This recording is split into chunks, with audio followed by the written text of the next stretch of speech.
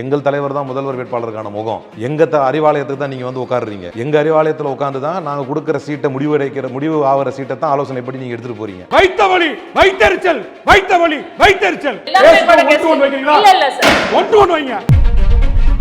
Max Gold, cash for gold. Call 044-4545-4545.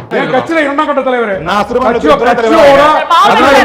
இல்ல. இப்ப எதுக்கு இவர பெரிய ஆளா இல்ல இவரை கூட்டு வந்தாங்க பேச கூடாதா? பதில் இல்லன்னா இவர் கட்சியில பெரிய ஆளா நான் வாய் முடிக்கணுமா? விசிக தனி கட்சி நான் பாட்டு பாப்பா எழுதி கொடுத்திருக்கா. உங்களுக்கு அடிமையா? நீங்க முதலாளி தொழிலாளி காமெடி பண்ணுவீங்க.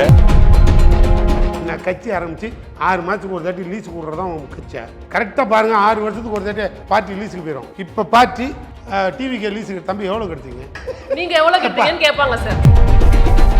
ஜெகநாத் மிஸ்ரா, முஸ்தபா, ஷரீஃப் அண்ணன், ஹாரூன் ரஷீத் இவங்க தான் வந்தாங்க. அதுல 4 பேர் ஜெயிச்சது யாரு?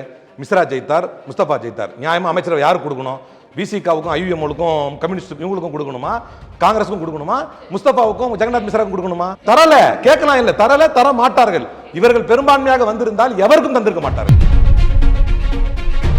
தொல் திருமாவளவன் தமிழ்நாட்டின் முதலமைச்சர்னு என் தலைவன் கூப்பிட்டு சொல்லி வெயிட் பண்ணுங்கன்றோம். எப்போ நாங்க முதலமைச்சரை ஆக்குறதுக்கான பேச்சுவார்த்தை நடத்தணும். அதான் கேள்வி. அன்னைக்கு 20 இதுதானே வந்துட்டு இல்லன்னு மறத்தீங்க. இப்ப கொஞ்ச நேரத்துக்கு முன்னாடி இல்லன்னு மறத்தாரு.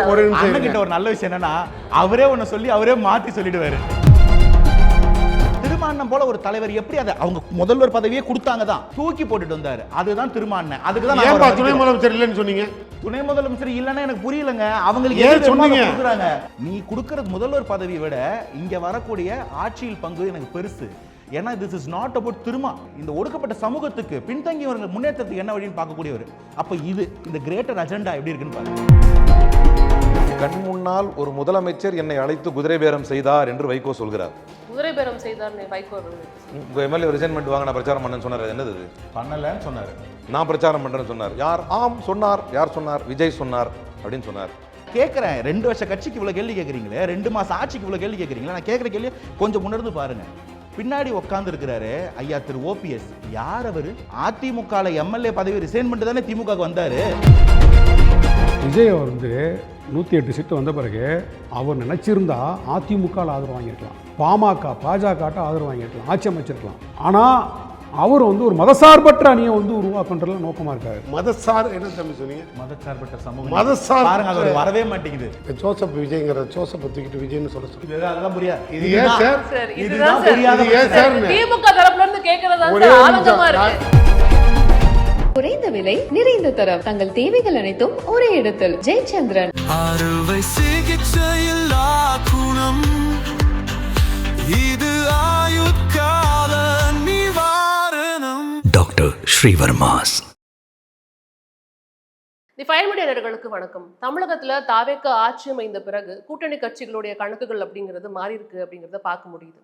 குறிப்பா இன்னைக்கு தாவேகாவுடைய தோழமை கட்சிகள் இன்னைக்கு பனையூர்ல வந்துட்டு ஒரு முக்கியமான கூட்டத்தை நடத்துறாங்க. முதலமைச்சர் விஜய் அவர்களோட தலைமையில வந்துட்டு கூட்டணி கட்சிகள் வந்து இன்னைக்கு ஒரு பெரிய மீட்டிங் நடத்துறாங்க. இந்த முடிவுல எப்படி இருக்க போகுது அப்படிங்கிறது இந்த கூட்டம் நடந்த பிறகுதான் தெரிய போகுது. அது குறித்தான விவாதம் தான் இன்னைக்கு நடக்க இருக்கு. ஏன்னா தமிழகத்துல வந்து கூட்டணி மாற்றம் ஏற்பட்டிருக்கு. இந்த கூட்டணி மாற்றம் யாருக்கு சாதகம் அப்படிங்கிற விவாதம் தான் இன்னைக்கு நம்ம நடத்த போறோம். ஸோ இந்த விவாதத்தை முதல்ல வந்து திரு அலிமல் புகாரி அவர்கிட்ட வந்து ஆரம்பிக்கணும்னு நினைக்கிறேன். ஏன்னா தமிழகத்துல வந்துட்டு தேர்தலுக்கு அப்புறம் கூட்டணி கணக்குகள் மாறி இருக்கு அப்படின்னு பாக்குறப்ப கூட்டணியிலிருந்து வெளியில போன முதல் கட்சி வந்து காங்கிரஸ். அந்த கட்சியிலேருந்து அதுக்கப்புறம் நீங்கள் திமுகவுக்கு வந்தீங்க. உங்களுக்கு வந்து ஒரு முரண்பாடு ஏற்பட்டது அப்படின்னு காரணத்துக்காக. ஸோ இந்த தருணத்தில் நீங்கள் இதை ஆரம்பித்தா சரியாக இருக்கும்னு எனக்கு தோணுது. அதனால் உங்ககிட்ட இருந்தே தொடங்கும்னு நினைக்கிறேன். இந்த கூட்டணி கணக்குகள் மாறி இருக்கு இல்லையா, அது யாருக்கு சாதகம்னு நினைக்கிறீங்க? இல்லை, இப்போ இது கட்சி ரீதியாக சாதகம்னு பார்த்தா அது வந்து தற்போதைக்கு ஆஸ் ஆஃப் நோ வந்து தாவேகாவுக்கு சாதகம், ஆனால் ஜனநாயகத்துக்கு பாதகம். இதுதான் வந்து நான் புரிந்து வைத்திருக்கக்கூடிய என்னுடைய குறைந்தபட்ச அரசியல் அறிவு இருந்து சொல்லுவேன். இது ஜனநாயகத்துக்கு பாதிப்பு ஏற்படும் பாதகம் என்பதனால்தான் நான் வந்து கட்சி எடுத்த முடிவையே கட்சிக்குள்ளிருந்து ஜனநாயக அடிப்படையில் எதிர்க்கிறேன். அந்த ஒரு ஜனநாயக போக்கை வந்து ஏற்றுக்கொள்ளக்கூடிய அளவுக்கு அந்த கட்சிக்குள் ஒரு ஜனநாயகம் இல்லை. அப்படி ஏன்னா என்னை விட மோசமாக பேசியவர்களெல்லாம் இன்னும் கட்சியில் நிலைக்கிறாங்க. அது என்ன ஒரு காரணம்னு தெரியாது. அப்போ என் மீது வந்து ஒரு நீங்கள் அதை கேட்டதுனால, இல்லைன்னா அதை அந்த ஒரு பிட்டர் எக்ஸ்பீரியன்ஸை நான் பேசுகிறதே இல்லை. I hate to discuss it, but still நீங்கள் அதை ரிமைண்ட் பண்ணதுனால நான் சொல்கிறேன். அதை விட மோசமாக கட்சியை விமர்சித்தவர்கள், கட்சி தலைமையின் முடிவை விமர்சித்தவர்கள், கட்சி தலைவரை விமர்சித்தவர்கள்லாம் இருக்கிறாங்க. ஆனால் நான் வந்து இது ஜனநாயக போக்கிற்கு அழகல்லன்னு நான் அப்போவே சொன்னேன். இன்றைக்கி தேதி இந்த நொடி வரைக்கும் அது நீடிச்சிக்கிட்டு இருக்குது. அது சம்மந்தமான to and fro complaints, issues எல்லாமே ஓடிட்டுருக்கு. சாதகம் அப்படின்னா வந்து முழுக்க இதை விஜய் தனக்கு சாதகமாக பயன்படுத்தி கொள்ள வேண்டும் என்று நினைக்கிறார். அது அவருக்கு சாதகமாக அமைந்ததுடைய விளைவு அவர் ஆட்சியும் அமைத்து விட்டார். ஃபர்தராக அதை சாதகமாக்க வேண்டும் என்று தொடர் குதிரை பேரங்களிலும் ஈடுபட்டு கொண்டிருக்கிறார். அது சாதகம்னு பார்த்தா அது வந்து ஆட்சி அமைத்ததற்கு சாதகமாக, விஜய்க்கு சாதகமாக, விஜய் அவர்களுக்கு சாதகமாக. இதுல இன்னொரு கேள்வி இருக்கு. இது வந்து எல்லாத்துக்கிட்டையுமே அந்த கேள்வி சுத்தி வருது. அந்த கேள்வி உங்ககிட்டயே வைக்கலாம்னு நினைக்கிறேன். ஒருவேளை திரு அலிமல் புகாரி அவர்களுக்கு வந்துட்டு சீட்டு கொடுக்கப்பட்ட ஒரு எம்எல்ஏவா நின்று ஜெயிச்சிருந்தா அவர் இப்படி வந்துட்டு பேசியிருந்திருப்பாரா? ஒரு வேளை கூட்டணியில் தானே இருந்திருப்பாரு அப்படிங்கிற ஒரு வாதம் இருக்கு இல்லையா? அதை நீங்க எப்படி பாக்குறீங்க? இல்லை, நல்ல ஒரு இது வரைக்கும் யாரும் கேட்கல இந்த கேள்வியை. ஆனால் ரொம்ப நல்ல கேள்வி இது. ஏன் அப்படின்னா, இப்போ எம்எல்ஏ இருந்தால் அது ஒரு நீங்கள் இதன் மூலமாக இதனுடைய கரு என்ன அப்படின்னா, ஒரு வேளை ஆதாயம் அடைந்திருந்தால் வெளியே வந்திருப்பீங்களா அப்படிங்கிறது தான் இதோடைய கரு. இப்போ தமிழ்நாட்டை பொறுத்த வரைக்கும் அமைச்சரவையில் காங்கிரஸ் இடம்பெறவில்லை 67க்கு பிறகு, இஃப் ஐம் நாட் ராங், சரியா? முதல் முறையாக அமைச்சரவையில் இடம்பெறுவது, நீங்கள் சொல்கிறது எம்எல்ஏங்கிறது ஒரு பெரிய வாய்ப்பு. குறைந்தபட்சம் அமைச்சரவையில் இடம்பெறுவதும் சாதகம் தானே.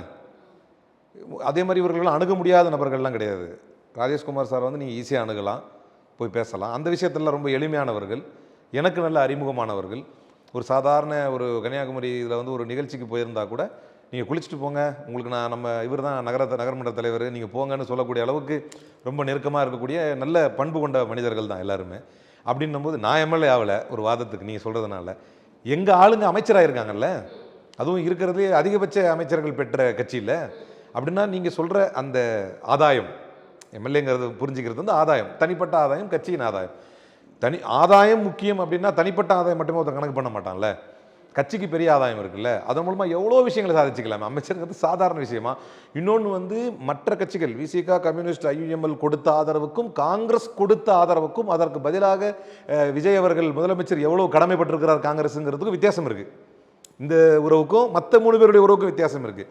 அதுலேயும் கம்யூனிஸ்ட்டும் சுத்தம் வெளியிருந்த ஆதரவு, மிச்சம் 2 பேர் வந்து முறையாக திராவிட முன்னேற்ற கழகத்துக்கு வந்து பேசிட்டு போய் ஆதரவு கொடுத்ததாக சொல்லப்பட்ட கட்சிகள். இவங்க வந்து விஜய்க்காக பல்லாண்டு கால நட்பான திமுகவை உதறி தள்ளிவிட்டு போனார்கள். அப்படின்னும் போது இன்னும் கூடுதல் நெருக்கம் வந்து விஜய் அவர்களுக்கு நெருக்கம் மட்டுமல்ல கடமைப்பட்டிருக்கிறார் காங்கிரஸுக்கு அப்படிங்கிற அளவுக்கு இருக்குது. இன்னொன்று அடுத்து வரக்கூடிய பாராளுமன்ற தேர்தல் முதற்கொண்டு காங்கிரஸோட நம்ம பயணிச்சா கரெக்டாக இருக்கும் என்கின்ற கணக்கும் இருக்கும். லெட்டருமே அப்படி தான் கிரீஷ் சோடங்கர் கொடுக்குறாரு. உள்ளாட்சி தேர்தலிருந்து பாராளுமன்ற தேர்தல் வரைக்கும் ஒன்றா இருப்போம் அப்படின்னு. அப்போ ரொம்ப தூரம் இல்லை பாராளுமன்ற தேர்தல். நீங்கள் சொல்கிற மாதிரி இருந்தால் இப்போதைக்கு அமைச்சரவையில் இடம்பெற்றிருக்கக்கூடிய எங்கள் அமைச்சர்களோட கொஞ்சம் ஓட்டிட்டு பாராளுமன்ற தேர்தலுக்கு நான் வாய்ப்பு கேட்கலாமே. கட்சி எனக்கு வந்து சட்டமன்ற வாய்ப்பு கொடுப்பதற்கான ஒரு சூழலும் அமைந்திருந்தது. நான் டெல்லியில் போய் அதுக்கான முயற்சியும் எடுத்திருந்தேன்.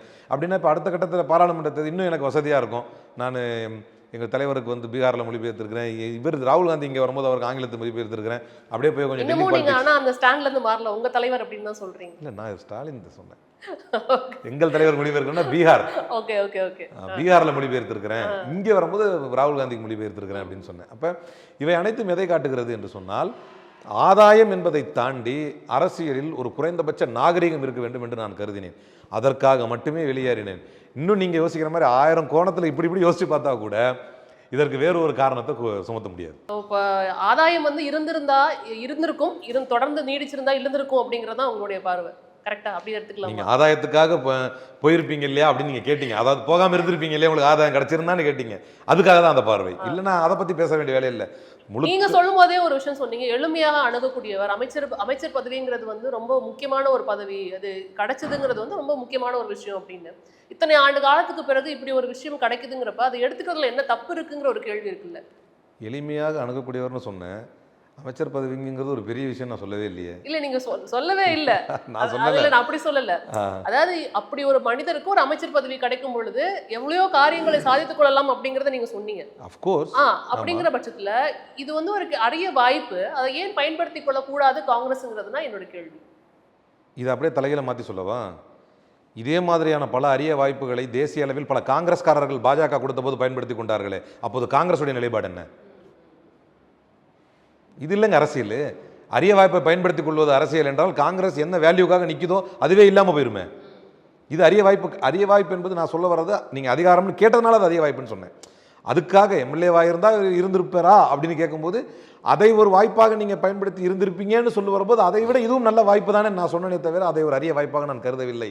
அதை அரிய வாய்ப்பாக கருதியவர்கள் காங்கிரஸுக்கு துரோகம் இழைத்தார்கள். இந்த அதிகாரத்தில் ஒட்டி இருக்க வேண்டியதுதான் சரி என்று நினைத்தவர்கள் எல்லாம் ஜோதிராதித்ய சிந்தியாக்களாக மாறினார்கள், இமந்த பிஸ்வ சர்மாக்களாக மாறினார்கள், சுவேந்து அதிகாரிகளாக மாறினார்கள் காங்கிரஸ் வரலாற்றில். அப்போ அப்படி ஒரு பாலிடிக்ஸை காங்கிரஸே சொல்லிக் கொடுக்குதா?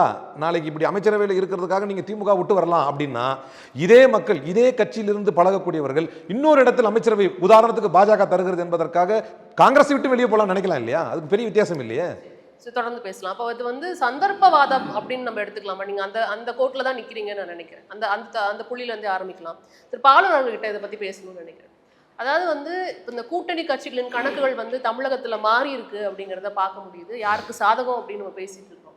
ஆனா ஏற்கனவே ஒரு கட்சியில இருந்து அந்த கட்சியோடைய முடிவு பிடிக்காம அதுல இருந்து வெளில வந்துடுவது இது வந்து சந்தர்ப்பவாதம் அப்படிங்கிற ஒரு குற்றச்சாட்டை முன்வைக்கிறாரு. சந்தர்ப்பவாதமா? அதாவது காலங்காலமாக சமூக அரசியல் பண்பாட்டு களத்தில் புறக்கணிக்கப்பட்ட மக்களுக்கு ஒரு அரசியல் அதிகாரம் கிடைக்கிறதென்றால் அந்த சந்தர்ப்பத்தை பயன்படுத்துவது சந்தர்ப்பவாதம் என்றால் அந்த சந்தர்ப்பவாதத்தை நாங்கள் பெருமையோடு செய்து கொண்டே இருப்போம். அரசியல் களத்தில் சந்தர்ப்பவாதத்தை தான் எல்லோரும் காத்து கிடப்பாங்க. சந்தர்ப்பவாதத்தை பயன்படுத்திக்கிறதா வந்து ஒரு உத்தியாகவும் வந்து அதான் வந்து பொலிட்டிக்கல் டிப்ளமசின்னு சொல்லுவாங்க. ஆனால் அது ஒரு கொள்கை சார்ந்து இருக்கணும் அப்படின்றது எல்லாத்துக்கும் ஒரு மாறுபட்ட கருத்து இல்லை. தமிழ்நாடு ஒரு மாற்றத்தை நோக்கி நகர்ந்திருக்கிறது. விஜய் வந்து யானைப்படை குதிரைப்படை காலற்படையெல்லாம் திரட்டிட்டு போய் அறிவாலயத்து மேலே போர் தொடுத்து அந்த அரியணையை பிடிக்கலை. தேர்தலில் மக்களை சந்திச்சிருக்காங்க, மக்கள் வாக்களிச்சிருக்காங்க. பழைய காலத்து அரசியல்லாம் இப்போ ஈடுபடாது, மாறிப்போச்சு. அப்போ இன்றைக்கி உள்ள இந்த மாற்றத்தை நோக்கி தமிழ்நாடு நகர்ந்த பிறகு அதை மனப்பூர்வமாக ஏற்றுக்கிறோம். அதுதான் ஜனநாயகம். அரசியலமைப்பு சட்டத்தை நம்ம மதிக்கிறோம் அப்படின்னா அந்த மாற்றத்தை ஏற்றுக்கிறணும். திமுக ஒரு வலிமையான நல்ல கட்சி, ஒரு வலிமையான கட்சி தான். 6 முறை தமிழ்நாட்டை ஆண்டுட்டாங்க. இப்போ 8வது முறையாக எதிர்க்கட்சியாக ஆகியிருக்காங்க. கட்டமைப்பு ரீதியாக ஒரு வலுவான கட்சி தான். இந்த ஒரு தோல்வியை கண்டு ஏன் பதறாங்க? ஏன் பதற வேண்டிய அவசியம் என்ன? தோல்விக்கான காரணத்தை கண்டிருந்து அதுலேருந்து மீண்டு வருவது தான் அந்த கட்சிக்கான அழகு. இப்போ தலைவர் கலைஞர் அவர்கள் உயிரோடு இருந்தார்னா, நல்ல இந்த காலகட்டத்தில் ஆக்டிவாக இருந்தார்னா இவங்க நடந்துக்கிற மாதிரிலாம் அவர் நடந்துக்க மாட்டார். அது பெருந்தன்மையோடு தான் பார்த்துருப்பாரு, வாழ்த்திருப்பார். இல்லை, இதில் நான் விசிகாவின் நிலைப்பாடு குறித்து சில கேள்விகளை உங்க முன்னாடி வைக்கணும்னு நினைக்கிறேன். அதாவது தேர்தலுக்கு முந்தைய விசிகாவுக்கும் தேர்தலுக்கு பிந்தைய விசிகாவுக்கும் சில வித்தியாசங்களும் வேறுபாடுகளும் இருக்குது அப்படிங்கிறத பார்க்க முடியுது. யார் வந்து இப்போது முதல்வராக இருக்கக்கூடிய விஜய் அவர்களை விமர்சித்தார்களோ அவர்களுடனே மறுபடியும் நீங்கள் வந்து அந்த விமர்சனத்துக்கு அப்பாற்பட்டு ஒரு கூட்டணிக்குள்ளே போறீங்க. இன்னைக்கு வந்து நடக்கிற கூட்டணி தோழமை கட்சிகளோட நடக்கிற அந்த பேச்சுவார்த்தையில் விசிகாவும் கலந்து கொண்டுள்ளது அப்படிங்கிறத பார்க்க முடியுது. அப்போ தேர்தலுக்கு முன்பே இந்த முடிவை நீங்கள் எடுத்துட்டு இருக்கலாம் இல்லையா? தேர்தலுக்கு பிந்தைய முடிவு அப்படிங்கிறதா இங்கே வந்து கேள்விக்குறியா இருக்கு. தேர்தலுக்கு முன்பே தமிழ்நாட்டில் ஒரு இழுபறியான சூழ்நிலை வரும், திமுக ஒரு அறுதி பெரும்பான்மையில் வெற்றி பெறாது அப்படின்றத மிகச் சரியாக கணித்தவர் எங்கள் தலைவர். அதனால தான் காட்டுமன்னார் கோயிலில் நான் போட்டியிறேன்னு சொன்னார், பேட்டியே கொடுத்தாரு. தேர்தலுக்கு முன்பே வந்து தனி மெஜாரிட்டியே திமுக வராது, ஒரு இழுபறி சூழல் வரும், ஒரு தொங்கு சட்டமன்றம் உருவாகும் அப்படின்லாம் சொன்னவர். அப்படி தெரிஞ்சிருந்து திமுகவை விட்டுட்டு தாவேகா பக்கம் ஓடி வந்தாரா? சொல்லுங்க பார்ப்போம்.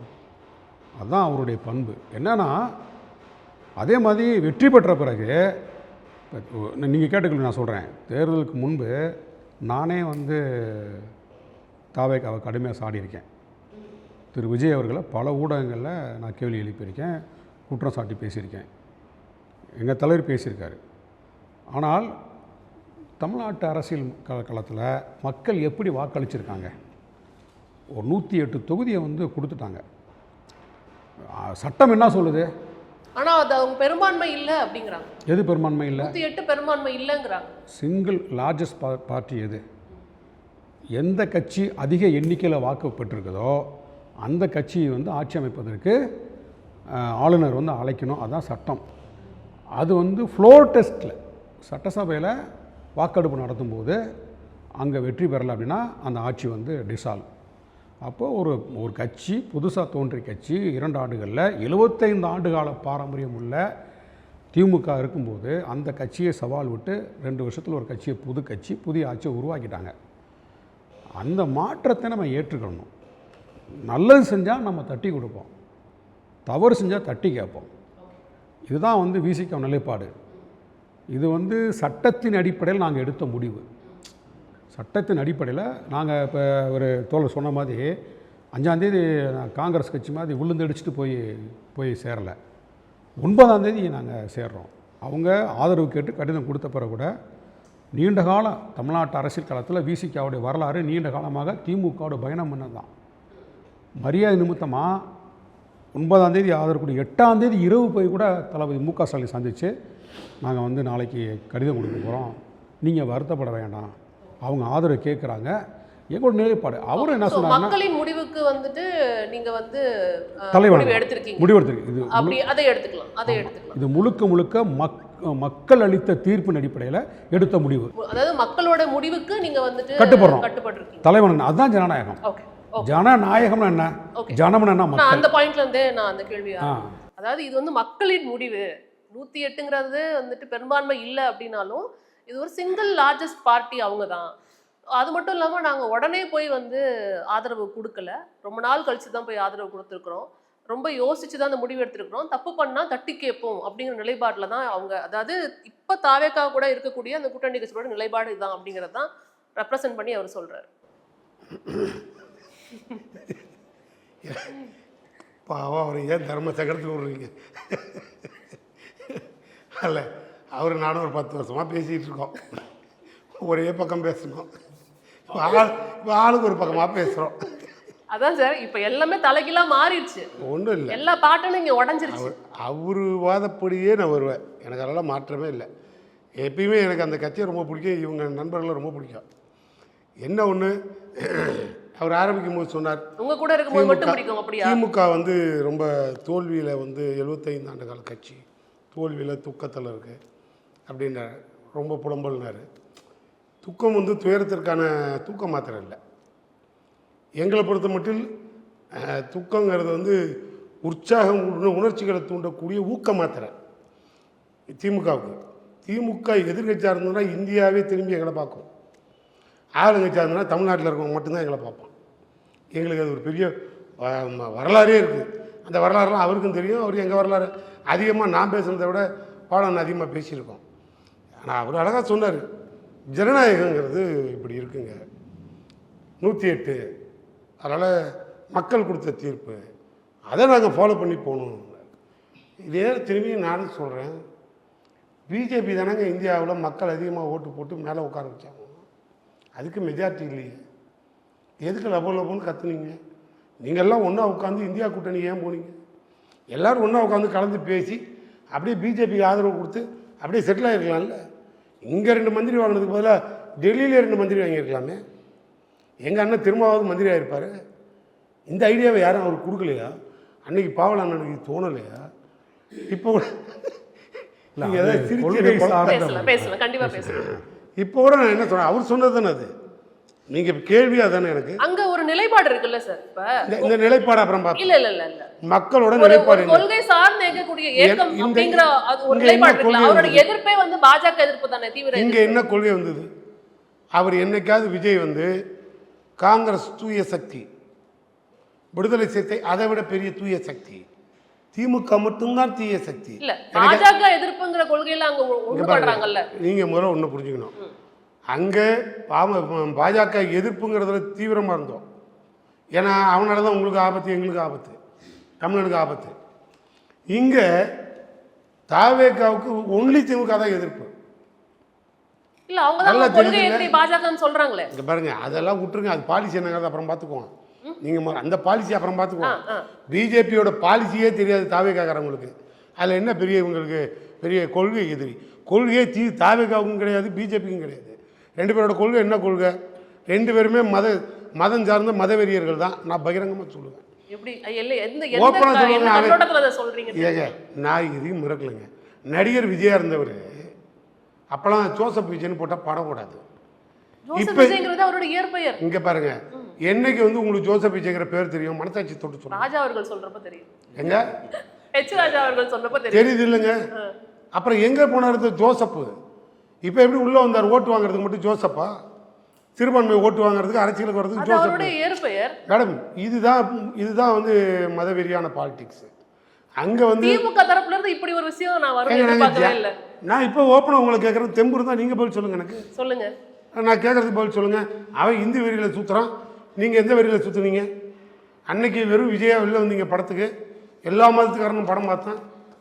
இன்னைக்கு அரசியலுக்கு வந்தோம் ஜோசப் விஜயா மாறிட்டீங்க. இது பகிரங்க குற்றச்சாட்டா தான் இருக்குன்னு நினைக்கிறேன். குற்றச்சாட்டு தாங்க. எங்கே போனீங்க? தெம்பு இருந்தால் துணிச்சல பதில் சொல்லுங்கள். நான் இந்த கேள்வி நான் அங்கேயே வைக்கிறேன். நான் இதை சொல்லிட்டு பாவலன்ட்ட இன்னொரு கொஸ்டின். அவர் என்கிட்ட தெளிவாக சொன்னார், அவருங்க வேணா கீழே இருக்க நிர்வாகம் எல்லாம் நீண்ட ஆண்டுகளுக்கு பிறகு அரசியல் ஒரு அங்கீகாரம் வேண்டும், இதே மாதிரி கூட்டணி வேணும். அதெல்லாம் நாங்கள் வேணானே சொல்லிங்க. எங்களுக்கு அவங்க மேலே எந்த வருத்தமும் கிடையாது. கடைசியாக தான் போனது இந்த கம்பெனி. எங்களுக்கெல்லாம் ஒன்றுக்கும் கோபமும் கிடையாது, வருத்தமும் கிடையாது. எனக்கு பர்சனலாக சொல்ல போனால் எங்கள் தலைவருக்கும் எனக்கும் அண்ணன் திருமா மேலே பிரியம் உண்டு. ஏன்னா அவர் கடைசி வரைக்குமே பிடிவாதமாக நின்னார். ஆனால் கட்சி அவர் கண்ட்ரோலில் இல்லாமல் போச்சு. அதான் பெரிய வருத்தம். ஏன்னா இப்போ நாங்கள்லாம் வந்து ஃபினிஷ் பண்ண விட்டிங்கன்னா தான் வேர்டிங் முடியும். நாங்கள் வந்து எல்லோரும் இப்போ இவரை கேளுங்க, நாங்கள் எல்லோரும் சேர்ந்து எங்கள் தலைவர்கிட்ட அதிகாரத்தை கொடுத்துருவோம். தலைவர் யார் கூட கூட்டணி சேர்ந்தாலும் பின்னால் போயிடுவோம். தலைவர் உட்காரனா உட்காருவோம், படுறானா படுப்போம், ஓட்டை காங்கிரஸுக்கு போடனா போடுவோம், ஓட்டை விடுதலை செய்திக்கு போடனா போடுவோம். இது திமுககாரனோட கட்டுப்பாடு, கடமைக்கண்ணியும் கட்டுப்பாடுன்னு. எங்கள் அண்ணன் திருமா அவர் தெளிவாக வந்து ஓப்பனாக நின்னார், பேட்டியை கொடுத்தாரு. எனக்கு விருப்பம் இல்லை, ஆட்சியில் பங்கெடுப்பதில் விருப்பம் இல்லை, பகிரங்கமாக சொல்கிறேன், முடிவை நீங்கள் எடுங்க அப்படின்னு சொன்ன பிறகு கூட அந்த கட்சியில் இருக்க யாரும் கேட்கல. காட்டுமன்னார் கோவில்ல போட்டி இல்லைன்னாரு, காட்டுமன்னார் கோயில்ல அப்புறம் போட்டி இல்லைன்னாரு. அது யாரோட முடிவு? எதுங்க? காட்டுமன்னார் கோயில்ல போட்டிடுறேன்னாரு எம்எல்ஏ. அது அவரோட முடிவு தாங்க. யார் வேணாலும் பின்னாடி இருந்து பிரஷர் வந்து யார் வேணாலும் சொல்லலாங்க. அவர் எங்கிட்ட வந்து கேட்பாரு, நாங்கள் சொல்லுவோம். முடிவு அவர் தான் எடுக்கணும். அவர் நிற்கிறேன்னு சொன்னால் நின்னது தான். அவர் யாருக்கு என்ன செஞ்சாலும் நாங்கள் எடுத்துக்கணும், ஒன்றும் சொல்ல மாட்டோம். ஆனால் அவரே வெளியில் வந்து பேட்டி கொடுத்தாரு, என் கட்டுப்பாடில் கட்சி இல்லை, அதனால் அவங்க யாரும் என் பேச்சை கேட்கல. சரி, வேறு வழி இல்லை, மறுநாள் நான் வந்து ஓகேன்னு சொல்லிட்டேன். என்னோட நிலைப்பாடு போல தான்.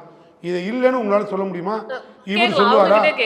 டிவியில் ஓடிக்கிட்டு இருக்குங்க, இப்போ படம் எடுத்து ஓட விட்டுருவோம். நான் அவங்ககிட்டே கேட்குறேன். நான் அதுக்கு முன்னாடி அனந்தஜித் அவர்கிட்ட கேட்குறேன். இது வந்து சந்தர்ப்பவாதம் அப்படின்ற ஒரு குற்றச்சாட்டு இருக்குது. இது வந்து கூட்டணிங்க யாருக்கு சாதகம் அப்படின்னா தாவேக்காக்கு தான் சாதகம். ஆனால் இது வந்து ஜனநாயகத்துக்கு வந்துட்டு விரோதமாக இருக்கும் அப்படின்ற ஒரு குற்றச்சாட்டு இருக்குது. அதே தான் சொல்கிறாங்க, யாருக்கும் விருப்பப்பட்டு வந்து சேரலை அப்படின்ற ஒரு குற்றச்சாட்டு. கடைசியாக வந்து திரும்ப அவர்கள் பற்றி அவர் வச்ச விமர்சனமும் உங்கள் முன்னாடி இருக்குது. பதில் உங்ககிட்ட இருக்கு. இல்லை, எனக்கு இதுக்கு பெருசாக நிறைய பேசிட்டோம். இது எல்லாருக்குமே தெரிஞ்ச பட்டவர்த்தனமான விஷயம். திரும்ப திரும்ப எனக்கு அவங்கள அக்யூஸ் பண்ணுறதுக்கு மனசு வரல. As a matter of fact, வருத்தத்தில் இருக்கவங்களை போட்டு மேலே மேலே குத்தி காயப்படுத்துறதில்ல நாங்கள் யாருமே எங்களுக்கு ஏற்பதெல்லாம் இல்லை. நான் அவ்வளோதான், அப்படி தான் சொல்லுவேன் இது. ஏன்னா திரும்ப கலர்னோம்னு வச்சுக்கோங்களேன், மே 4ஆம் தேதி சாயங்காலத்துலேருந்து கலர வேண்டியது இருக்கும். குளத்தூரில் கண்ணில் தண்ணி வந்ததுலேருந்து அந்த ஒரு வாரம் வந்து அலையன்ஸ் என்னென்ன பேசப்பட்டது, இன்றைக்கு வரைக்கும் அதுக்கான ரேம்பிஃபிகேஷன்ஸ் இருந்துக்கிட்டே இருக்குது. இன்றைக்கி அதிமுகலேருந்து வெளில வரவங்க கூட அதை தான் ஸ்டேட்மெண்ட்டாக சொல்கிறாங்க. ஸோ இவங்க வந்து அவங்க கூட போயிட்டு ஆட்சி அமைக்க ட்ரை பண்ணது எங்களுக்கு பிடிக்கல, இந்த மாதிரி வந்து இன்றைக்கி வரைக்கும் கூட எம்எல்ஏக்களை பேரம் பேசி, யார் தாவேக எம்எல்ஏவை எதிர்கட்சி பேரம் பேசிக்கிட்டு இருக்குன்னு 3 பேர் எஃப்ஐஆரில் ஃபைல் ஆகிறாங்க. ஸோ இது வந்து ஒரு தோல்வி கொடுக்கக்கூடிய ஒரு பெரிய மன வழியில் இருக்கிறாங்க.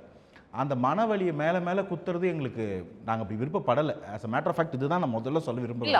ஏன்னா அதை திரும்ப அது அஃபண்ட் ஆனான்னு வச்சுக்கோங்களேன், அதுக்கு நான் பொறுப்பு இல்லை, இந்த விவாதம் போகிற போக்கு தான் பொறுப்பு. இல்லை இல்லை, நான் இந்த இடத்துல என்ன கேட்கணும்னு நினைக்கிறேன்னா, ஜெயிச்சதுக்கு அப்புறம் தான் அவங்க கூட இருக்கிற கட்சிகள் எல்லாமே தாவேக்காக்கு வந்திருக்கிறாங்க. தாவேக்கா வந்து அதுக்கு முன்னாடியே ஆட்சி அமைப்பதிலும் பங்கு, அதிகாரத்திலும் பங்குங்கிறத வந்துட்டு ஏற்கனவே சொன்னாங்க. ஆனால் தேர்தலுக்கு முன்னாடி யாருமே வரல. தேர்தலுக்கு அப்புறம் ஜெயித்ததுக்கு அப்புறம் தான், அதுவும் திமுக தரப்புல இருந்து ஓட்டை வாங்கிட்டு இங்கே வந்திருக்கிறாங்கிறப்ப அது அவங்க தரப்புல இருக்கிற வழி தானே. அதில் அவங்க சொல்றது இப்போ நியாயம் தானே. ஜெயித்ததுக்கு முன்னாடி வந்து வரலையே யாருமே, ஜெயித்ததுக்கு அப்புறம் தானே எல்லாரும் வராங்க. இப்போ எனக்கு இங்கே தான் 2 கேள்வி வருது. முதல் விஷயம் வந்து, நான் வந்தது கொஞ்சம் தாமதமாக தான் வந்தேன். நான் அதை இங்கே வந்து முதல்ல எல்லாருக்கும் அப்பாலஜைஸ் சொல்லிக்கிறேன். அது வந்து கொஞ்சம் வேலை கொடுத்துருக்காங்க தமிழ் மக்கள், அதனால் அந்த வேலையால் கொஞ்சம் தாமதமாகிடுச்சு, அதுக்கு மன்னிக்கவும். ஆனால் என்னால் ஒன்று புரிஞ்சிக்க முடிஞ்சது, அந்த விவாதம் நான் வந்தோடனே அண்ணங்க பேசும்போது இவங்க எல்லாருமே எனக்கு மூத்தவங்க, ரொம்ப நெருக்கமானவங்க, என்னால் புரிஞ்சிக்க முடிஞ்சிச்சு. கடைசியாக வந்த ஒருத்தன் 3 பேரும் ஒன்றா பேசிகிட்டு இருந்தோம், 3 பேரையும் பிரித்து விட்டு ஒருத்தர் இந்த பக்கம் இழுத்துட்டான்னு சொல்கிற மாதிரி எனக்கு தெரியுது. அது ஒன்று. 2வது பிரச்சனை, அழகாக வெள்ளை சட்டையில் கம்பீரமாக இருந்த எங்கள் அண்ணன் ஜென்சி மீட்டு போயிட்டு வர்றாருன்னு நினைக்கிறேன். அங்கே பாருங்கள் சட்டை கலரை, எங்கள் அண்ணன் சூர்யா வெற்றி கொண்டான். அதனால் இந்த மாற்றம் எல்லாமே தாவேக்கா அந்த கடைசியாக உள்ளவங்களால தான் நிகழ்ந்திருக்கு. அப்படின்னும் போது we are last but not the least. எப்படி சமாளிக்கிறீங்க நீங்க? அப்படி இல்லை, இது பாருங்க அந்த மாற்றம் வந்திருக்கு இல்லையா, எவ்வளோ அழகாக யூத்தாக இருக்கார் பாருங்க எங்கள் அண்ணன். இப்போ வந்து இப்போ நான் சொல்கிறேன், காம்போ பெரிய காம்போவா இருக்கு. ஆமாம் நாங்கள் வந்து ஒரு ஹிட் லிஸ்ட் காம்போ. இப்போ எனக்கு என்ன கேள்வினா வந்து இப்போ நான் சொல்கிறேன், ஒரு மாணவரணி போராட்டம் பண்ணணும்னு சொன்னால் எங்கள் அண்ணன் சூர்யா அண்ணன் போய் உட்காரலாம். ஆனால் வெள்ளை தாடியோடு போயிட்டு ஐயா சேகர் பாபு உட்காந்து நல்லா அவங்க வந்து இல்லை அவங்க வந்து நிர்வாகி, அதாவது திமுக நிர்வாகிகள் மாணவருடைய அந்த போராட்டத்தில் கலந்துக்கிறாங்க. அதுக்காக நிர்வாகிகள் கலந்து கூடாதுன்னு சொல்லிட்டீங்கன்னா, நிர்வாகிகள் கலந்துக்க கூடாதுன்னு சொல்றதுல நியாயம் இல்ல. நான் அப்படி சொல்லல, மாணவர் யாரும் தெரிஞ்சு அவங்க நிர்வாகிகள், திமுக நிர்வாகிகள் மாணவரணி போராட்டத்துல கலந்துக்கிறாங்க. இல்ல மாணவரணி போராட்டத்துல மாணவர் இல்லன்னு மட்டும் புரிஞ்சுக்கிறேன். நான் ஐயா சேகர் பாபு கலந்து கூடாதுன்னு சொல்ல மாட்டேன், நான் அப்படி புரிஞ்சுக்கிறேன். அது திமுக நிர்வாகிகள் மாணவரணி போராட்டத்துல கலந்துக்கிறாங்க. சரி, என்ன ஒரு புரிஞ்சுக்க முடியாது. 67 வயசு வரைக்கும் இளைஞரணியில இருக்கலாம்னா 58 வயசு வரைக்கும் மாணவரணியில இருக்கலாம். அவங்க நிர்வாகிகள் அதை நம்ம கடந்து போயிடலாம்னு நினைக்கிறேன். இல்ல அவர் போலீஸ் மாணவர்களை கைது பண்ணுறாங்கன்னா நிர்வாகிகளை பிடிச்சிட்டு போயிட்டாங்க. போலீஸ் எவ்வளோ தெளிவாக இருக்காங்கன்னு புரிஞ்சுக்கணும். மாணவர் இருந்தாலும் அரெஸ்ட் பண்ணிருப்பாங்களே, மாணவரே காணுமே. ஸ்கூலுக்கு போயிட்டு வந்த 2 பசங்க அப்படியே தடமாறி சொல்லிட்டு போயிருப்பான். தடமாறி போயிட்டு இருக்கோம். நம்ம அந்த டாபிக் உள்ள வந்துடலாம்னு நினைக்கிறேன். சரி, இப்போ coming back to the topic, நீங்க கேட்ட மாதிரியே எனக்கு ரொம்ப சிம்பிளா ஒரு கேள்விதான். நான் திரும்ப அதே தான் கேட்குறேன். இவ்வளவு கட்சி 26 கட்சி கூட்டணி 17 கட்சி கூட்டணி போட்டு நின்னீங்க, இருந்தும் அந்த மேண்டேட்டை வாங்க முடியல. இது என்ன சொல்லுதுன்னா, மக்கள் வந்து ஒரு மாற்றத்தை எதிர்பார்க்குறாங்க, இந்த தலைவன் மேலே ஒரு அபரிமிதமான நம்பிக்கை வச்சிருக்கிறாங்க. இப்போது மக்கள் ஒரு மாற்றத்தை ஏற்படுது. இப்போ நான் உட்பட 2021 திமுகவுக்கு ஓட்டு போட்டோம். நீ ஏன்பா 21 ஓட்டு போட்ட, ஏன்பா இன்னைக்கு தாவேக்காவை ஆதரிக்கிறேன்னு கேட்டால் நான் என்ன கேட்குறேன், எனக்கு வேறு வழி இல்லை, எனக்கு வேறு வாய்ப்பு இல்லை. வலையில் தப்புனா ஒலையில் தப்புனா இலையிலன்னு இருந்தோம். நல்ல ஒரு தலைவன் வரும்போது நம்பிக்கையின் விதையாக நான் பார்க்குறேன், மாற்றத்தின் வழியாக நான் பார்க்குறேன், அந்த நம்பிக்கையை நான் வலு சேர்க்க போகிறேன், வாக்களிக்கிறேன், அந்த தலைவன் வெற்றி பெறுறார். இது ஒரு தனி நபருக்கோ ஒரு மக்களுக்கோ இந்த மேண்டேட்டுக்கு கொடுக்கறதுக்கான உரிமை இருக்குதுன்னா, மக்களின் மனசாட்சியாக பிரதிநிதியாக இருக்கக்கூடிய தலைவர்களுக்கு ஏன் அந்த உரிமை இருக்கக்கூடாது? இப்போ அவங்களும் கூட இந்த எலெக்ஷன் வந்து ஒரு டோட்டலி அன்பிரடிக்டபிள் எலெக்ஷன், அதனால் புரிஞ்சிக்க முடியுது. ஒவ்வொருத்தரும் வந்து ஒரு நம்பிக்கையில் இருந்தோம். ஒரே விஷயம் என்னென்னா, மக்களுக்கு நெருக்கமாக இருந்தவங்களோட நம்பிக்கை கொஞ்சம் கரெக்டாக இருந்துச்சு. எல்லாரும் சொல்லிட்டு இருந்தோம், நான் என்ன சொன்னால் தாவேக்கா வெளில போதுங்க, அறுதி பெரும்பான்மை வரப்போகிறோன்னு சொன்னோம். அண்ணங்க என்ன சொன்னாங்க, திமுக அறுதி பெரும்பான்மை வரும், 200 சீட்டு ஜெயிக்க போதுன்னு சொன்னோம். ஆனால் யார் வந்து ஒரு சோஷியல் மீடியா டீமையோ இல்லை வந்து ஒரு அனலிட்டிக்ஸ் டீமையோ நம்பினாங்க, யார் களத்தில் மக்களை பார்த்தாங்கன்ற வித்தியாசம் தான் ரிசல்ட் நம்ம பார்த்தோம். ஸோ இப்படி வந்து ஒரு ரிசல்ட் வந்துருச்சு, ஒரு மேண்டேட் வந்துருச்சு. யாருக்கும் அறுதி பெரும்பான்மை இல்லை, ஆனால் ஒரு தனி பெரும்பான்மை ஒரு கட்சி கொடுத்துட்டாங்கன்னும் போது தலைவர்கள் என்ன சூஸ் பண்ணணும்? நமக்கு முன்னாடி அன்னைக்கு 3 ஆப்ஷன் இருந்துச்சு. ஒரு ஆப்ஷன் திமுக அதிமுக ஒன்று சேர்ந்து, நான் இப்பயும் சொல்கிறேன் சேர்ந்தீங்கன்னு நான் சொல்லலை, ஆப்ஷன் திமுக அதிமுக ஒன்று சேர்ந்து ஒரு ஆட்சி அமைக்கிறது. அது வந்து எப்படின்னா வந்து வரலாறு காணாத யோசிக்க முடியாத ஒரு ஆப்ஷன். ப்ராப்ளம் என்னன்னா, அவங்க 2 பேரும் சேர்ந்தாலும் மேண்டேட் வரல, அப்பவும் கூட்டணி கட்சிகள் தேவைப்படுது. அப்போ பிரச்சனை பாருங்களேன், இந்த கட்சியில் இருந்த கூட்டணிகளும் அந்த கட்சியில் இருந்த கூட்டணிகளும் இணக்கமாக போகணும்.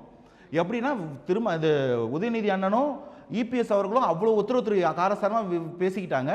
அந்த அளவுக்கு காரசாரமாக எந்த ஒரு தலைவருமே தாவேக்கா பேசலை. ஆனால் அவங்க சேர்ந்து நிற்க வேண்டிய ஒரு கட்டாயம், இதை மக்கள் ரசிச்சிருக்கவே மாட்டாங்க. கடவுள் நம்ம நல்ல விஷயமா அது நடக்கலை. ஒன்று வந்து ரூல்ட் அவுட், அது நம்ம பேச வேண்டாம்னு நினைக்கிறேன். 2வது ஆப்ஷன் தாவேக்கா வலு சேர்த்து ஆட்சி அமைக்கணும். 3வது கவர்னர் ஆட்சி விட்டு 6 மாதம் கழிச்சு எலெக்ஷன் போகணும். அந்த 6 மாதம் கழிச்சு எலெக்ஷன் போனால் என்ன வரும்னா, தாவேக்காக்கு மக்கள் 1.25 கோடி வாக்கு கொடுத்துருக்காங்க. ஒரு கட்சி எலெக்ஷன் தனி கட்சி இவ்வளோ பெரிய மேண்டேட் வாங்கியிருக்கு, வரலாற்றில் நடக்கவே இல்லை. இப்படி இந்த கட்சியை திரும்ப ஒரு எலெக்ஷன் ஃபேஸ் பண்ண வச்சா ரிசல்ட் இன்னும் அபரிமிதமாக தாவேக்காக்கு ஃபேவராக வரும்ன்றது எல்லாருக்குமே புரியும். அது இல்லைன்னு சொன்னாக்கா நான் அதுக்கு வாதாட விரும்பலை, அது மக்கள் மன்றத்தில் விட்டுறேன். அப்போ அதுவும் வேணான்னு தான் எதிர்கட்சிகள் முடிவு பண்ணுறாங்க. என்ன பண்ணுறாங்க, நீங்கள் போங்கன்னு ஒரு வார்த்தையை சொல்கிறார் ஐயா ஸ்டாலின் சொன்னார், நீங்கள் போய் ஆட்சி அமைங்கன்னு தான் நானே சொல்கிறேன்னாரு. ஆனால் அது நடக்காமல் அந்த ஒரு வாரம் இழுபறியாக இருந்ததும் தலைவர்கள் பின்னாடி பேசிக்கிட்டு இருந்தது தான். அப்போது இந்த இடத்துல என்னமோ ஒன்று கிளம்சியாக இருக்குது, there is a vast grey area அப்படின்னு புரிஞ்சிக்க முடியுது. அப்போ இன்றைக்கி வரக்கூடிய அஇஅதிமுகலேருந்து வரக்கூடிய ரிசைன்மெண்ட் வரக்கூடிய நிர்வாகிகளோ, திமுக கூட்டணிலேருந்து வெளியில் வந்துருக்கக்கூடிய கூட்டணி கட்சி தலைவர்களோ, இவங்களுக்கு வேறு வழி இல்லை, இதை முறியடிக்க வேண்டிய ஒரு தேவைக்கு வந்தாங்க. இப்போ சொல்லுங்கள், அவங்க பண்ணதில் என்ன தவறு? இப்போ நீங்கள் வந்து ஒரே ஒரு கேள்வி கேட்பீங்க, எப்போ கான்ஃப்ளிக்ட் ஆஃப் இன்ட்ரெஸ்ட் இல்லையாப்பா, திமுக வாக்கை வாங்கியிருக்கிறாங்களேப்பா. நான் மறுக்கவே இல்லை. நான் இப்போ சொல்கிறேன், திமுகவோட வாக்கை விசிக அண்ணனுங்க வாங்கியிருக்கிறாங்க, கம்யூனிஸ்டுகள் வாங்கியிருக்கிறாங்க, காங்கிரஸ் தலைவர்கள் வாங்கியிருக்கிறாங்க, ஏன் வந்திருக்கக்கூடிய ஐயுஎம்எல் சகோதரர்களும் வாங்கியிருக்கிறாங்க, அண்ணா வைகோ அவர்களோட வேட்பாளர்களும் வாங்கியிருக்கிறாங்க. நான் கொஞ்சம் அப்படியே திருப்பி பாருங்களேன், ஏன் அந்த தோசையை திருப்பியே போட மாட்டீங்க?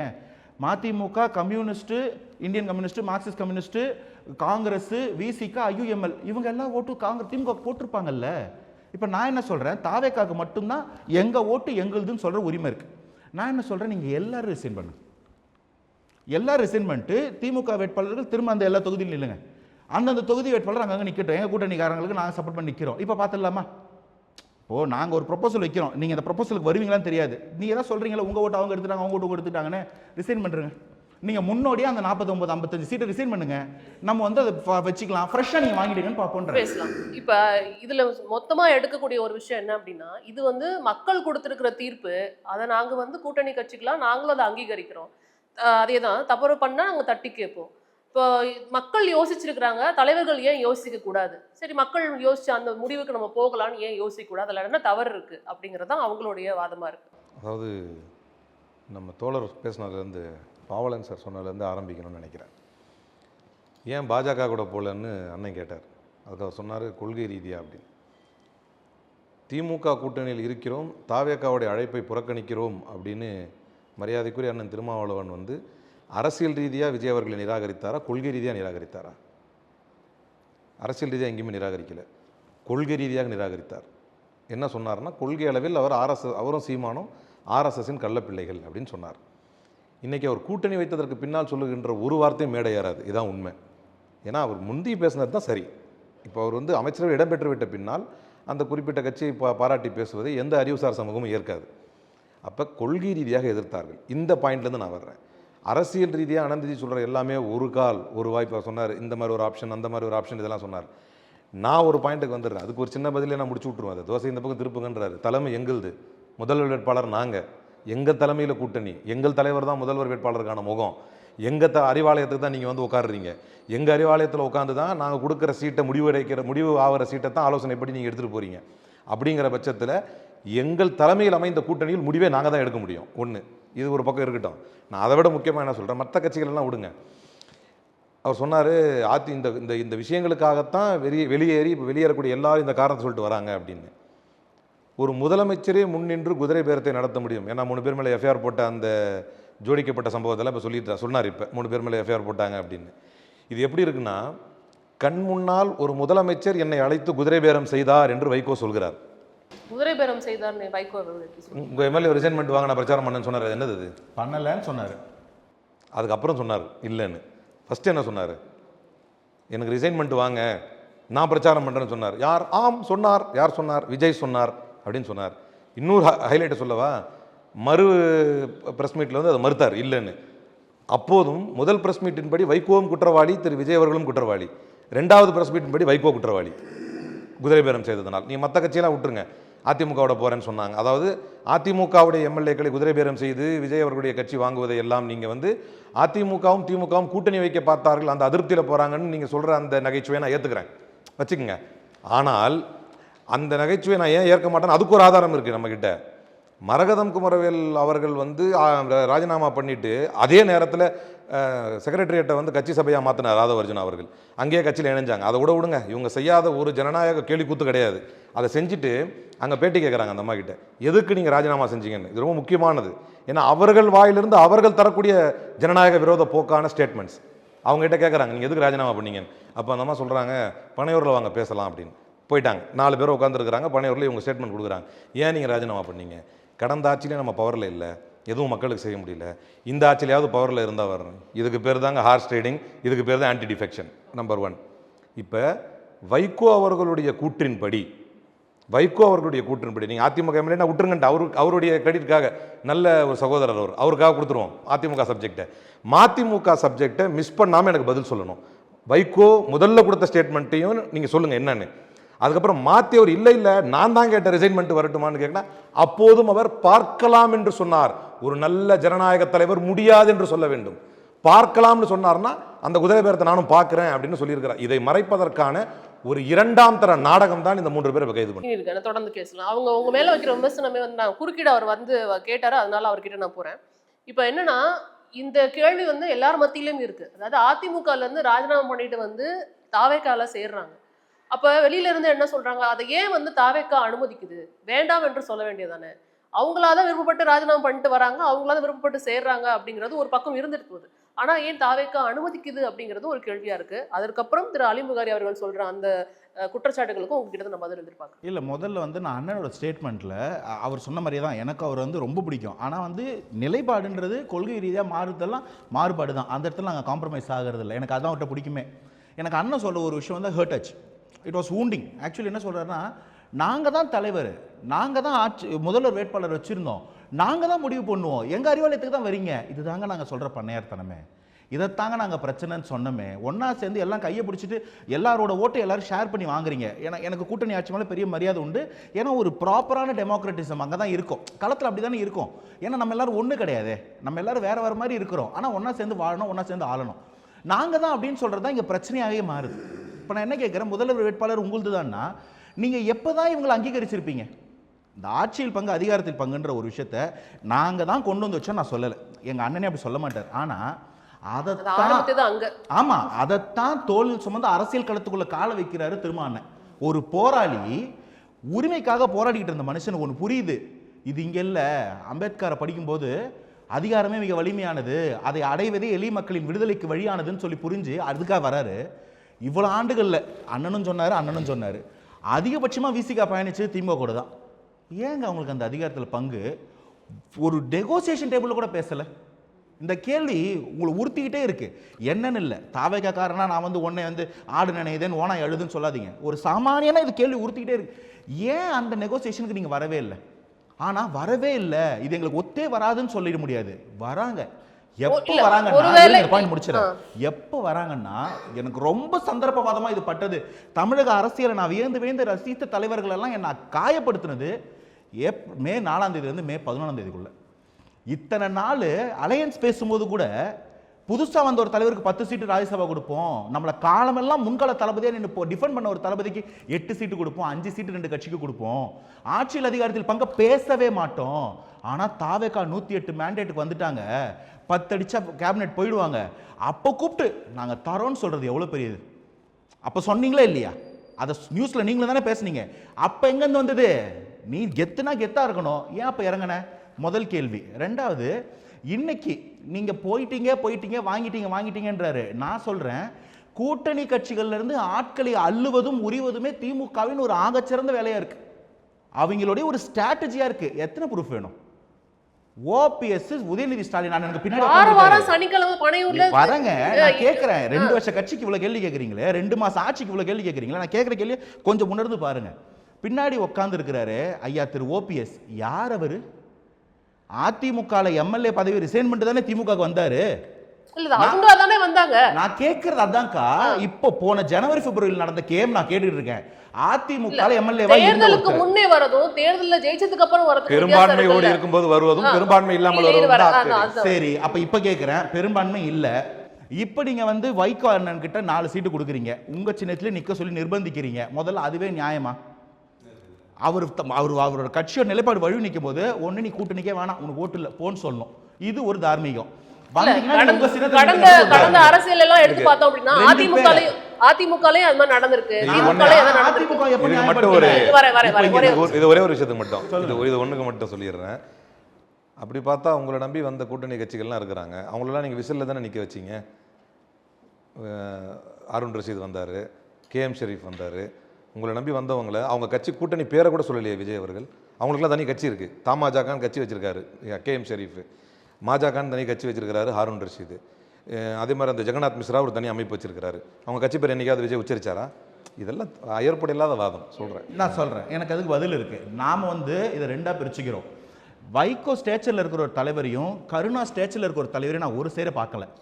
வைகோ ஸ்டேச்சரில் இருக்கிற ஒரு தலைவரை நீங்கள் கொண்டு வந்து என் சின்னத்தில் நின்று சொல்கிறதுக்கும் கருணாஸ் போன்ற தனியரசு போன்றவங்க வந்து நம்ம சின்னத்தில் நிற்கிறதுக்கு ஒரு வித்தியாசம் இருக்குது. அதுபோல் தாவேக்காக பேச ஆரம்பித்த பிறகு தான் அறியப்பட்டவர்கள் எங்கள் அண்ணன் முஸ்தஃபாவே நான் எடுத்துக்கிறேன். முஸ்தஃபா அண்ணன் எப்போ வந்து பப்ளிக்கு தெரிய ஆரம்பிச்சார், அட்லீஸ்ட் என்ன மாதிரி ஒரு பொலிட்டிக்கலி இல்லிட்ரேட்டுக்கு எப்போ தெரிய ஆரம்பிச்சாருன்னா ஒரு தாவேக்காவை ஆதரிக்கு வருது தான், இந்த அண்ணன் நல்லா பேசுவார்ப்பா. அப்போ அவர் தாவேக்காவை சூஸ் பண்ணுறது வேற. வைகோ போர்வால், திமுகவின் போர்வால், திமுகவுக்கு டஃப் கொடுத்தவர், பாதி திமுக வெட்டி எடுத்துன்னு போனவர், அவர் வேற. முதல்ல அந்த எல்லாத்தையும் ஈக்குவேட் பண்ணிட முடியாது. ஸோ என் கேள்வி என்னன்னா, அந்த இடத்துல இருந்து எத்தனை நிர்வாகிகள் கூட்டணி கட்சியாக இருக்கும்போதுங்க, நான் என்ன கேட்குறேன், எதிர்கட்சியில இருந்து எடுத்துக்கூட anything is fair in love and வார்னு ஒரு இடத்துல முடிச்சிக்கலாம். நீங்கள் அப்படிதான் என்ன பிடிக்கல, தாவேக்கா பிடிக்கலாம், நீங்கள் இப்படி கூட சொல்லலாம்ப்பா, நீங்கள் ஆமாம்ப்பா ஸ்ட்ராட்டஜிக்கலாக அடிச்சிட்டிங்கப்பா கூட சொல்லுங்க. நம்ம கூட்டணியில் நம்ம கூட இருக்கிறவங்கள பிரித்து எடுக்கிறதுல என்ன லாஜிக் இருக்குது? இப்போ பிப்ரவரி மாதம் திராவிட வெற்றி கழகம்னு ஒன்று மல்லை சத்யான் ஆரம்பிக்கிறார். யார்? வைகோ அண்ணனோட போர்வால். அவர் எங்கே போகிறாரு? நிறைய பேர் திமுக போகிறாங்க. இவர் திமுக நீ வந்தீங்கன்னா பட்டவரமாக தெரியும், போய் ஒரு கட்சி ஆரம்பி, திராவிடத்தையும் சேர்த்துக்கோ, வெற்றி கழகத்தையும் சேர்த்துக்கோ, திராவிட வெற்றி கழகம்னு ஒன்று ஆரம்பி. ஸோ இதெல்லாம் பண்ணிட்டு நாங்கள் எதுவுமே பண்ணலன்னு சொன்னால் இதை மக்கள் மன்றத்தில் பார்க்குறாங்க. நான் என்ன சொல்கிறேன், இதோட பட்டவர்த்தனமான ரிசல்ட் தான் இந்த எலெக்ஷன் ரிசல்ட். இன்னமும் நம்ம பண்ண தப்பை புரிஞ்சிக்காம நாங்கள் கொடுக்க மாட்டோங்க, இல்லை நாங்கள் தேவைன்னா கொடுப்போம்னு சொல்கிறது கண்டிப்பாக மக்கள் மன்றத்தில் எதிர்பார்க்க முடியாது. இவ்வளவு பேசிட்டோம், ஆட்சி அதிகாரத்தில் பங்குன்ற இடத்துக்கு வரவே இல்லைன்னா நீங்கள் என்ன கூட்டணி கட்சிகளுக்கு முக்கியத்துவம் கொடுத்தீங்க? 2004 to 14 மத்தியில நம்ம கூட்டணி ஆட்சி வாங்குறோம், கேபினெட்ல இருக்கிறோம். இந்த கேள்வியை நான் வச்சிருக்கேன். ஒருவேளை தாவேக்கா பெரும்பான்மையா ஜெயிச்சிருந்தாங்க அப்படின்னாலும், இல்ல தேர்தலுக்கு முன்னாடியே கூட்டணி வைத்து பெரும்பான்மையா அவங்க ஜெயிச்சிருந்தா இந்த மாதிரி பதவிகள் மற்ற கட்சிகளுக்கு வழங்கப்பட்டிருக்குமா? தாவேக்காவை தவிர வேற யாரும் ஸ்பெல் பண்ணவே இல்லைன்னு நான் சொல்றேன். முதல் மாநாட்டில் நான் சொன்னது அறுதி பெரும்பான்மை. அந்த ஒரு கேள்வி, அவரோட ஒரு கேள்வி இருக்குல்ல, திரு வைகோ அவர்களும் திரு விஜய் அவர்களும் சந்தித்த பிறகு வைகோ கொடுத்த பிரஸ் மீட்ல அவர் சொன்ன வார்த்தை, அதுக்கான பதிலையும் எதிர்பார்க்க. அண்ணன் வைகோவோட ஸ்டேட்மெண்ட்ல தெளிவா இருக்கு. நம்ம எப்ப எதை எடுத்துக்கிறோம்னா, ஒரு தலைவர் சொல்லும் போது சில மொழி பிறவர்கள் இருக்கலாம், அவர் இருக்கலாம்.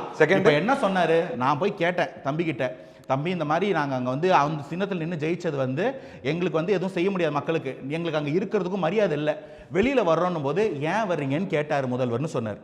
இல்லைங்க நாங்கள் ரிசைன் பண்ணுறோம், அது என் முடிவு, என் கட்சி, நான் நீங்கள் என்ன பண்ணுறீங்க, உங்களுக்கு நீங்க அப்படிதான் நீங்க நிக்கிறீங்கன்னா நான் சப்போர்ட் பண்றேன். அவர் வேற மாதிரி சொன்னதா சொல்றாரு. நான் சொன்னத நீங்க டிவில பாத்தீங்கல்ல, நீங்க அந்த வீடியோ போடுங்க. நான் சொன்னதா வீடியோ போட்டு இந்த டிபேட்ல நீங்க வீடியோ வைகோ அவர்களை நாங்க நேர்காணல் செஞ்சப்ப அவர் வைத்த குற்றச்சாட்டு என்னன்னா, திமுக எங்கள் கட்சியை அழிக்க பார்த்தது. அதெல்லாம் ஆமானே வச்சுக்கங்க ஒரு ஆர்குமெண்ட்ஸ்க்கு. இது எப்படி அது பாயிண்ட் இல்ல. இல்ல நான் குதிரை பேரம் சரியா அப்படின்னு நான் கேக்குறேன். அது நெக்ஸ்ட் டிபேட். இப்ப நீங்க கேட்ட கேள்விக்கு அவர் கொடுத்த பதிலுக்கு இங்க பாயிண்ட் இருக்கா? இது தவறுனா அதுவும் தவறு தானே.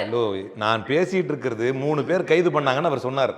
அதற்கான கவுண்டர் நான் கொடுத்துட்டு இருக்கும்போது நீங்க இங்க இருந்து ஸ்லிப் ஆகி போறது ஆர்குமெண்ட்டுடைய நியாயத்துக்கு தர்மம் கிடையாது. ஒண்ணு, இப்போ நான் ஒரே ஒரு விஷயத்தை என்ன சொல்றேன்னா, அப்படி யாருமே ஸ்பெல் பண்ணவே இல்லைங்கிறார். நான் ஒரு கேள்வியை கேட்கிறேன், திமுகவிற்கு மட்டும் they are always unkind to DMK. நான் கேட்டது என்ன அப்படின்னா, தோசை ஏன் இப்படி திருப்பி போடலைன்ற ஒரு கேள்வி கேட்டார். நான் அதற்கான பதிலை சொன்னேன். ஏன்னா பெரும்பான்மை எங்க அவங்க ஓட்டம் இருக்குல்ல அப்படிங்கிறது ஒரு இல்லாஜிக்கல் கன்க்ளூஷன். அப்படி இல்லைங்க, தலைமையே எங்க சொல்ல முடியும், அதுதான் எங்கள் தலைமையில கூட்டணின்னு சொன்னேன். அதை எப்படி நீங்க அரகன்ஸ் சொல்ல முடியும்? அதை கேட்டீங்க. அவர் என்ன சொன்னாருன்னா, அதை அவர் அரகன்ஸ்னார்ல.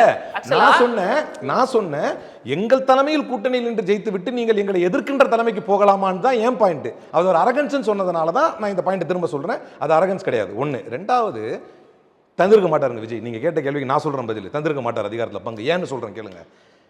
நம்மை நம்பியும் சில பேர் வருவாங்க இல்லையா, அவர்களுக்கு நம்ம அதிகாரத்தில் பங்கு தரணும் இல்லையான்னு ப்ரீ போலில் சொன்னாரா, போஸ்ட் போலில் சொன்னாரா? ப்ரீ போலில் சொன்னார். அவரை நம்பி வந்தவங்களாம் யார்?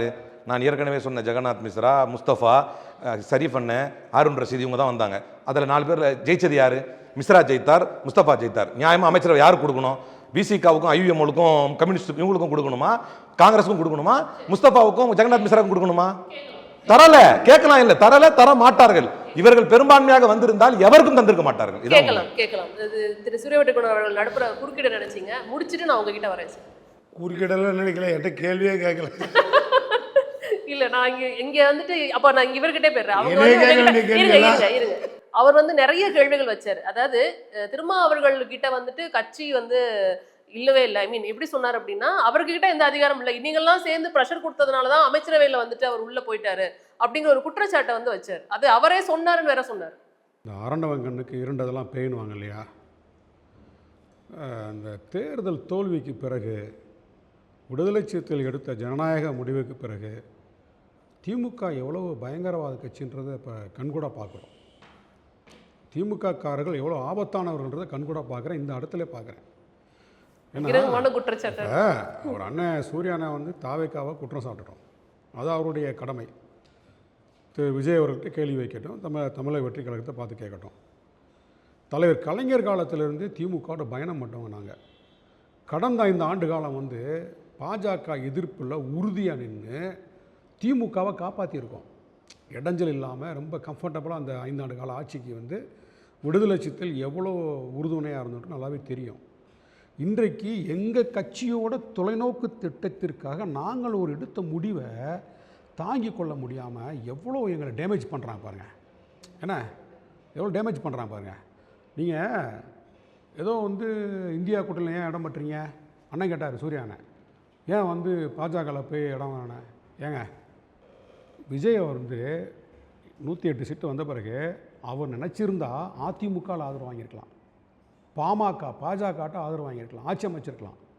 ஆனால் அவர் வந்து ஒரு மதசார்பற்ற அணியை வந்து உருவாக்குன்றதுல நோக்கமாக இருக்காரு. அவர் பண்ணையாத்திரம் ஒரு கேள்வி முன்னாடி வச்சுட்டு போனார். எங்கள் கூட்டணி எங்கள் தலைமை எங்கள் அறிவாலயம். அதுக்கு என்ன அர்த்தம் தெரியுமா? அதுக்கு என்ன அர்த்தம் பதில் இல்லைன்னா இந்த மாதிரி தெரியுமா? ஏதாவது ஒப்புக்க வேண்டியது. கேளுங்க. பண்ணையார்த்தனங்கிறது தேவையான குற்றச்சாட்டுங்க. அது அருவருப்பான குற்றச்சாட்டுங்க. அது அருவருப்பா பேசுங்க. அப்ப நீங்க என்ன அருவருப்பா அப்ப நீங்க ஏன் ஈழ கூட்டணிக்கு போனீங்கன்னு பேச நல்லா இருக்குமா? நல்லா இருக்காது. அது நீங்க கட்சிக்கு அடிமையாகிறாங்க. தனி கட்சி விசிக தனி கட்சி நான் பாட்டு பாப்பா எழுதி கொடுத்திருக்கா உங்களுக்கு அடிமையா?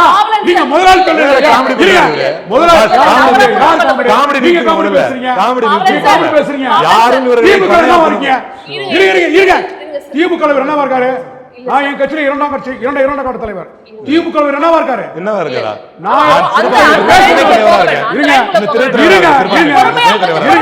நான் கட்சியில இரண்டாம் கட்ட தலைவர். நான் பேசக்கூடாதா? பதில் இல்லைன்னா இவரு கட்சியில பெரிய ஆளு நான் வாய் முடிச்சுமா? என்ன பேச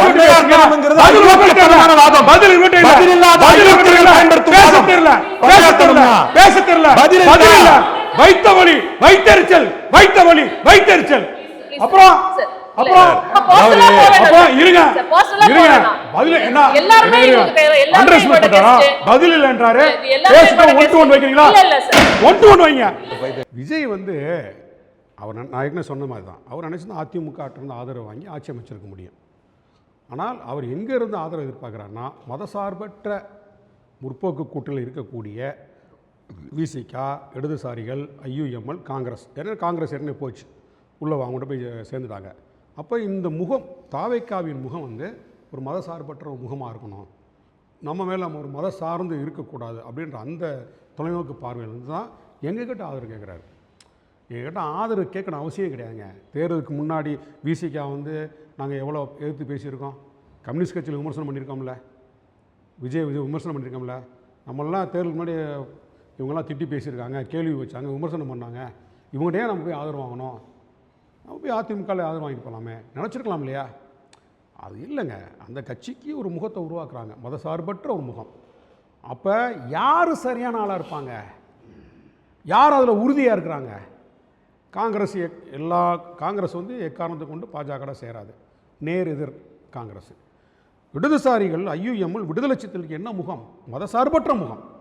அப்போ இவங்களை கூட வச்சுக்கிட்டாதான் தாவேக்காவோட இமேஜ் கூடும். அந்த புத்தி சரியானது, சரியான நிலைப்பாடு. அப்போ ஆதரவு கேட்டு கடிதம் கொடுக்குறாங்க. நாங்கள் விசிக ஒரு தனி கட்சி, எங்கள் கட்சியில் உயர்நிலை குழு கூட்டம் இருக்குது. அவர் சொல்லிட்டு போனார்ல, உயர்நிலை குழு கூட்டம் இருக்குது. எங்கள் தலைவர் என்ன சொன்னார் அப்படின்னா, எனக்கு வந்து அமைச்சரவையில் இடம்பெறதுக்கு தயக்கம் இருந்தது, ஆனால் எங்கள் கட்சியை சேர்ந்தவங்கெல்லாம் அமைச்சரவையில் இடம்பெறலான்னு சொல்கிறாங்க. அதான் ஜனநாயகம். பாவலன் சொல்கிற ஒரு கருத்தை எங்கள் தலைவர் அங்கீகரிக்கிறார்ல, என்ன மாதிரி எங்கள் கட்சியில் நூற்றுக்கணக்கான பேர் இருக்காங்க, அங்கீகரிக்கிறாங்கல்ல. இதுதாங்க ஒரு தலைவனுக்கு அழகு. நான் என் விருப்பத்தை தான் நான் திணிப்பேன், என் விருப்பத்தை தான் தொண்டர்கள் எடுக்கணும்னு சொல்லி ஒரு தலைவர் முடிவெடுத்தால் அது சர்வாதிகாரம். அப்போ எங்கள் கட்சி அதுதான் சொன்னார். கட்சி கையை விட்டு போயிடுச்சு, என் பேச்சை அண்ணன் சொன்ன மாதிரி என் பேச்சை என் கட்சிக்காரன் கேட்கல அப்படிலாம் வந்து அவர் சொல்லலை.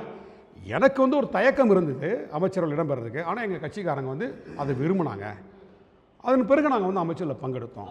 Maths Gold, cash for gold. Call 04445454545. குறைந்த விலை நிறைந்த தரம், தங்கள் தேவைகள் அனைத்தும் ஒரே இடத்தில். ஜெயச்சந்திரன். அறுவை சிகிச்சையில் குணம், இது ஆயுட்கால நிவாரணம். டாக்டர் ஸ்ரீவர்மாஸ்.